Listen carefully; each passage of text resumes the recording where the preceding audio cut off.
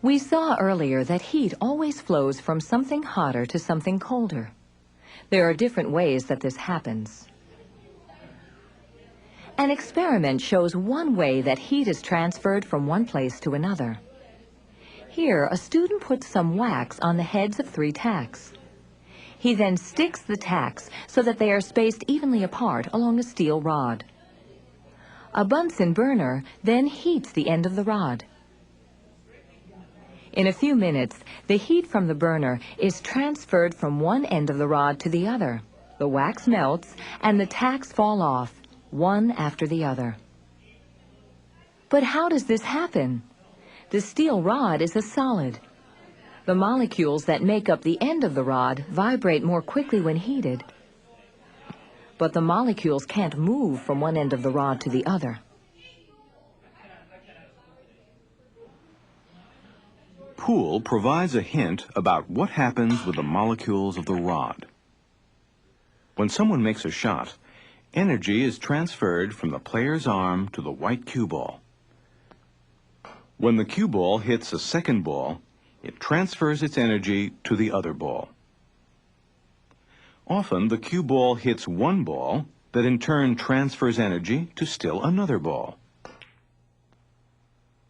Something similar happens with the molecules that make up the steel rod. As the molecules at one end are heated, they speed up and vibrate more. These molecules transfer energy to the molecules next to them, which become excited and move more rapidly.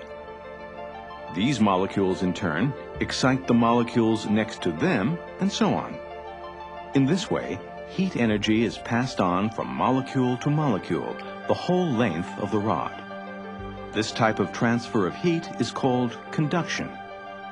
Conduction occurs when heat energy flows from one molecule to another as they collide. Different substances do not conduct heat equally well. These spokes are made of different kinds of metal, including copper, aluminum, steel, and iron. Here, a student has attached a tack to the end of each spoke. He then heats the hub so that each spoke gets an equal amount of heat. The experiment shows that the wax melts and the tack falls off the copper spoke before any of the others.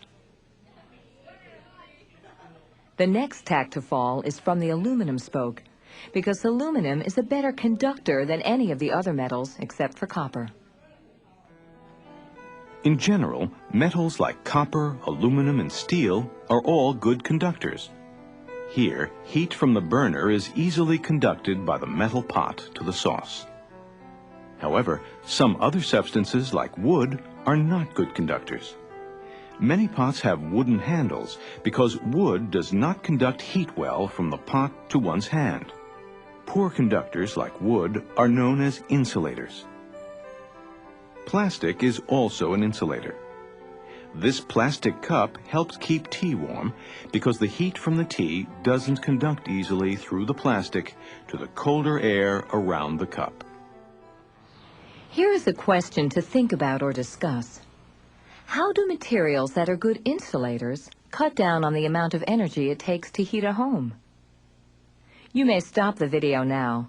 Otherwise, the program will resume in 10 seconds.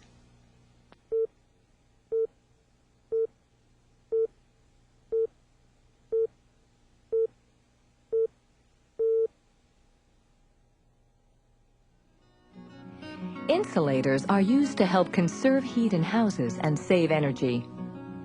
This insulation is made of fiberglass, which conducts heat poorly. In an attic, it helps prevent heat from escaping through the roof.